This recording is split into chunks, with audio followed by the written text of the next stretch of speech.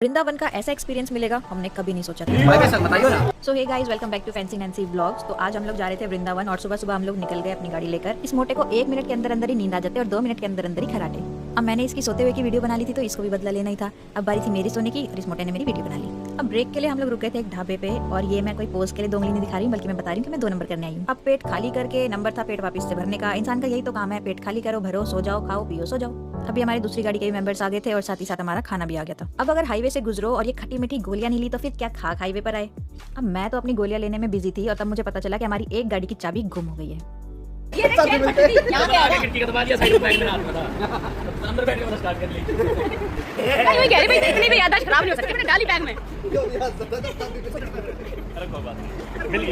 अब इन सब सिचुएशंस के बाद हम लोग फाइनली पहुंच गए थे वृंदावन। अब यहाँ तक तो सब कुछ ठीक चल रहा था, फिर दिखी ये दीदी, पता नहीं कहाँ खोई हुई थी बेचारी, किस गम में। अब देखो यमुना का पानी इतना ज्यादा बढ़ चुका था कि सारी दुकानों के अंदर घुस गया था। फिर मैंने ये बंदर को दिए केले और साथ ही साथ गाय माता को भी खिला दिए थे।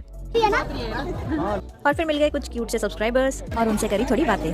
फिर ये बाबा को 20 रुपए देके इनसे टीका लगवाया और अब शुरू होता है रियल स्ट्रगल। भीड़ देखो, इतनी भीड़ थी ना यहाँ पे। एक बॉडीगार्ड मेरे आगे खड़ा था, एक बॉडीगार्ड मेरे पीछे खड़ा था और यहाँ तक हम कैसे कैसे पहुंचे हैं वो मैं आपको आगे बताती हूँ। फिर मैंने इन शैतान बंदरों के लिए ले लिए थे कुछ चने एंड देन फाइनली इतनी देर भीड़ में खड़े रहने के बाद हम लोग निधिवन में पहुंच गए थे। बड़ा बंदर भाई, यहाँ अंदर इतनी भीड़ थी ना और लोग इतने बेवकूफ है, इतने छोटे छोटे गोदी में लेने वाले बच्चों को इतनी भीड़ के अंदर लाए हुए थे। वो बेचारे रो रहे हैं, पसीनों में परेशान हो रहे हैं। और बात सिर्फ यहाँ खत्म नहीं होती है, यहाँ अंदर मंदिरों में प्रसाद चढ़ाने तक के लिए पैसे मांग रहे थे। लोगों ने भगवान के नाम पे धंधा शुरू कर रखा है।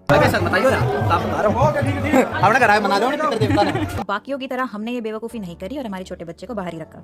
ये जो आप गली देख रहे हो ये बहुत ही साफ थी, बहुत खुली थी। इसके अलावा जिन जिन गलियों से हम होके गुजरे हैं ना मंदिर तक, वहाँ पे लिटरली लोगों की टट्टियां पड़ी हुई थी, कीचड़ गोबर इन सब पे पैर रख के आए हम। बाके बिहारी मंदिर भाई, भीड़ कंट्रोल करने के लिए कुछ सिस्टम नहीं बनाते हैं, बस वीआईपी दर्शन के लिए सारे तैयार रहते हैं। फिर मुझे मिल गई एक और क्यूट सी सब्सक्राइबर बाके बिहारी मंदिर के बाहर, मतलब इतनी भीड़ में भी इसने मुझे पहचान लिया। और फिर फाइनली दर्शन करने के बाद हम लोग वहाँ से निकल जाते हैं, खाना खाते हैं और ये इनका डांस देख लो। और फिर हम देखते हैं बिल्कुल दिनेश का हम शक्ल देखो, बिल्कुल सेम सेम है ना, कोई डिफरेंस नहीं है। अब पेट शेट भर के बारी थी वापस घर जाने की। इसकी हरकतें तो खत्म नहीं होने वाली।